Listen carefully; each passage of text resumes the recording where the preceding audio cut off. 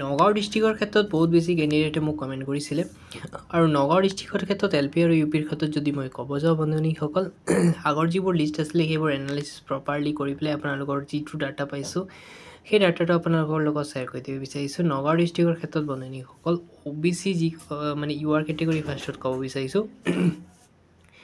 U R general কেটেগৰীৰ যিসকল candidate আছে তেওঁলোকৰ ধৰি লওক মেক্সিমাম 62+61+ মৰাৰ চান্স আছে, কাৰণ নগাঁও ডিষ্ট্ৰিক্টটো এনেকুৱা নাই বন্ধুসকল, কাট অফ ৰেংকটো বহুত হাই যায়।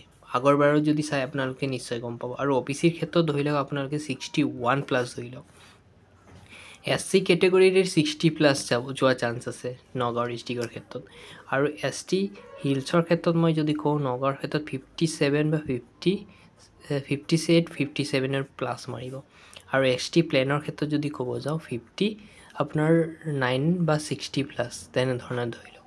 কাৰণ মই এনেকুৱা নাই আপোনালোকক, আগৰ যিবোৰ লিষ্ট এনালাইচিছ আছে প্ৰপাৰলি এনালাইচিছ কৰি পেলাইহে আপোনালোকক কথাটো আগবঢ়াইছোঁ। ঠিক আছে বন্ধুসকল, গতিকে বাকী যিবোৰ ডিষ্ট্ৰিক্ট আছে আপোনালোকক প্ৰভাইড কৰি দিছোঁ মই, ডেছক্ৰিপশ্যনত লিংক দিয়া আছে, তাত গৈ পেলাই আপোনালোকে বাকী ডিষ্ট্ৰিক্টৰ প্ৰপাৰ এনালাইচিছ চাব পাৰিব। ধন্যবাদ।